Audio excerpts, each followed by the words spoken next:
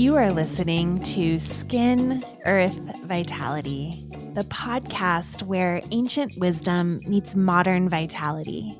If you are seeking to reconnect with your innate vibrancy, you're in the right place.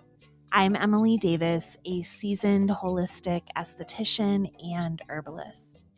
Join me as we unlock the secrets of ancient skincare practices, explore the beauty of seasonal living, herbalism, and true holistic well-being for you and the broader ecosystem.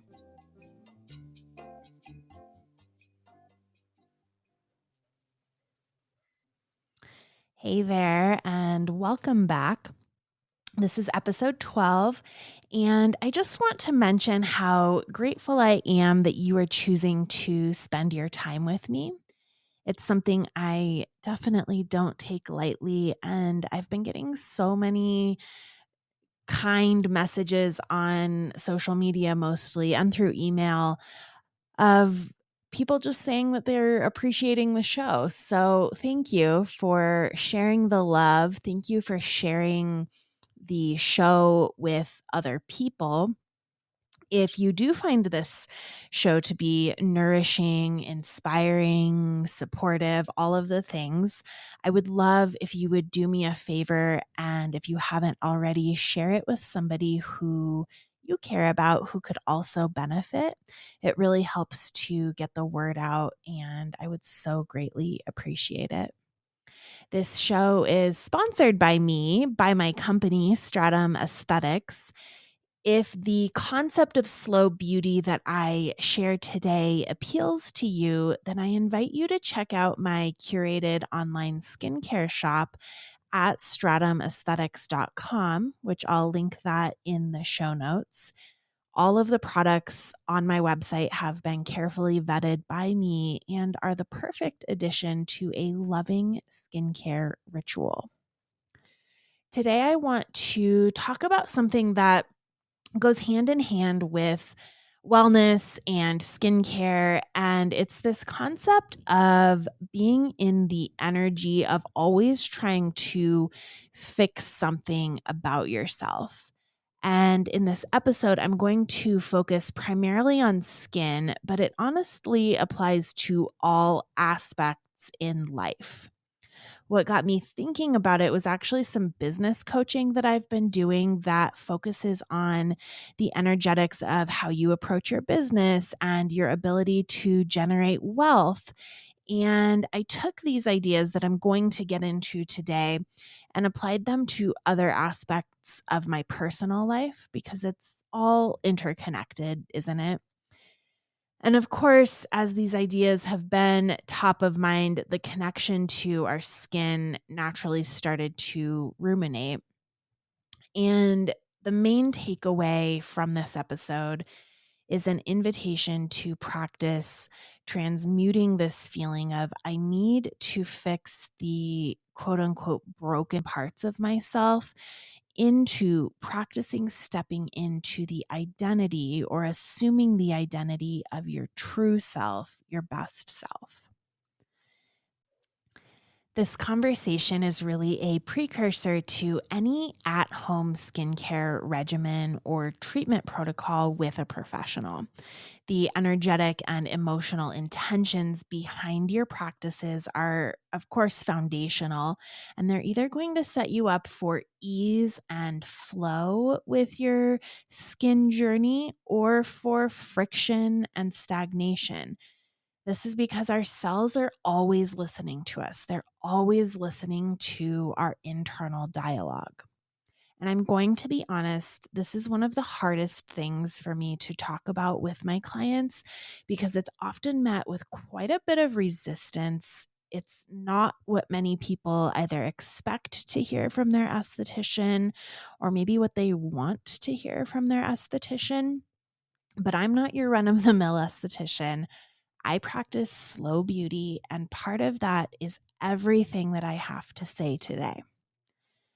The way I see my work and my purpose right now is helping women reconnect with their vitality. And it took me kind of a long time to get to the place where I could actually name that. I have been an esthetician for 17 years this year, and I've most of that time felt kind of out of place as an esthetician. The work felt a bit shallow for me for a long time, and I felt that I was meant to be doing something more with my time here. And then my business was able to make a shift where I discovered that it didn't actually have to be that way. I get to curate how I work with people. And as a practicing esthetician, I talk with women all day long about their skin. Because of this, insecurities are bound to come up. And something that maybe has always been around, but I've more recently started noticing, is this energy of constantly being on a mission to quote unquote fix yourself. It's this focus on flaws and a deep self critique, and I think a lot of it, of course, comes from the influence we get from beauty industry messaging. It's almost like how we think we're supposed to feel about our skin. There's always been language like fighting acne and, of course, anti aging, which thankfully is really coming out of vogue right now. Um, but there's just always been this like, this is how we feel about our skin. And if you're an esthetician listening to this or a product maker, this is an invitation to get curious about how the messaging can shift, how you can contribute to this language shift that we're currently experiencing. Of course, both TV and social media play a role in this energy of fixing ourselves, because we are often flooded with unrealistic images of perfection that take center stage. And I will say it will always behoove you to pay attention to what you're feeding to your subconscious. You may follow a ton of influencers and not think that it's affecting you. And if it's not, awesome, more power to you. But I find it hard to separate myself from that comparison when I'm constantly looking at these unrealistic images. And of course, TV and beauty messaging have both been around for a long time. Those are nothing new. But I think a huge part of this is also this neo wellness movement on social media. And if you're on Instagram and you follow wellness accounts, you know the one. You likely have, if you do follow a lot of wellness accounts, you likely have logged onto Instagram to be inundated with messages of all the things that you need to do right now for your health. This messaging obviously comes from a good place because the standard American lifestyle includes many habits that divorce us from our vibrancy. We have a lot of work to do in our standard American lifestyle. But it does take a toll when you're logging on and just flooded with these messages of all of the things you're doing wrong, or all of the supplements you take, or all of the things that you need to do. It can give off this constant feeling that something needs to be changed or improved. And recently, I've done a huge overhaul and an energetic cleansing of my social media accounts, which has meant unfollowing a ton of accounts, even ones that I like, but that are more of an energetic leak for me, that are taking my focus off of what I need to be focused on. And also, it's been deleting Instagram and TikTok for weeks at a time and only popping on to check messages or to post here and there. And I have to tell you, the shift in my mental health and my viewpoint has dramatically improved. I've just been over here in my Pinterest era, and it's been amazing. This pressure to constantly fix ourselves actually detracts from our wellness and leads us farther from our vitality. And this isn't to say that growth is wrong or out of reach, but just tweaking the mindset can make a huge difference. And who knows, after taking a break from this type of content, I may be able to come back to it and not feel overwhelmed by it, especially if I do continue to work on tweaking my own mindset. But for now, digital detox has been really important for me, for my mental health, and for my physical well being as well. So I've been taking this gua sha course taught by an acupuncturist who studies and practices ancient Chinese medicine, and his name is Clive Witham. And the course is called Ecology in Motion. And the main theme is a reminder that we are nature. We are not separate from nature. Nature isn't a metaphor for the things we experience in our body, but it's actually the exact same mechanisms. So, take for example a flower blooming. A flower blooms when it's provided with the right environment. And humans also have inherent beauty and potential that will unfold in its own time and at its own pace. Trying to force a flower open will damage its petals and hinder its natural development. Healthy skin is a journey, and it's practices that we implement every single day. It's giving yourself the best environment to bloom in. And this is what is meant by slow beauty. I've been working on assuming the identity of my highest self. And by highest self, I just mean remembering my true self without the layers of societal conditioning and external pressures that can obscure who I truly am and the person who I desire to be, because our non egoic desires are not an accident. They're a whisper of who we actually are. This process involves tuning into my own needs and honoring them in my daily practices, considering what feels expansive, thinking about what I need to do to fix myself, to fix the way my skin looks, does not feel expansive to me. That feels very contractive. But becoming who I want to become, a person who has healthy, vibrant skin, who ages beautifully, that does feel expansive. Implementing the practices that that version of me requires feels highly expansive. Instead of being rigid of the how, I've really been working on just letting things be simple. How can I move this into a space of play, a space of curiosity for what's possible? So, to wrap up today, I want to give a list of 8 practical steps that you can take when you're on your slow beauty journey that are all about becoming rather than about fixing. So, the first one is a mindful skincare routine. You can start by reevaluating your skincare routine.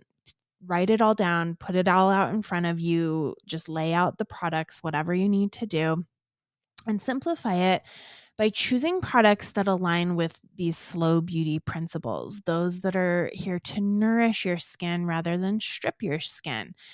Incorporating rituals like facial massage or gua sha, which not only improve skin health, but also encourage you to spend really mindful, caring moments with yourself.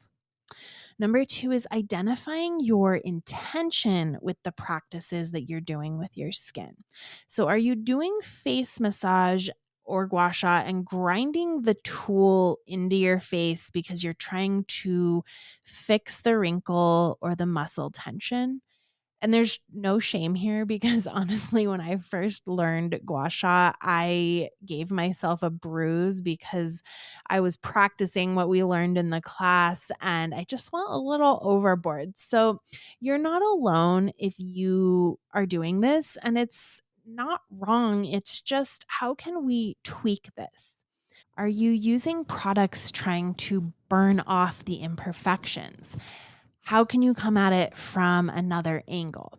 And this is why I love herbal based skincare products, because the ingredients might not be a quick fix, but it's more like slow and steady wins the race. They're working to bring the skin into homeostasis. Number 3 is changing your language. This starts with listening to your inner dialogue and the words that you speak out loud as well.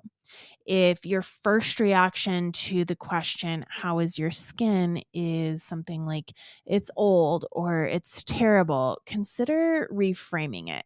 And it's totally valid to feel these things, but how can you also add in the things that you appreciate about your skin? How can you maybe not see your skin as some out of control villain, but simply see it as reacting to the stimuli that it's been exposed to, or understanding that it's just there sending you a message. It's a barometer of your health. And so it's not something that's working against you. It's something that's working in your favor, even if it's in a really incredibly frustrating state at the moment.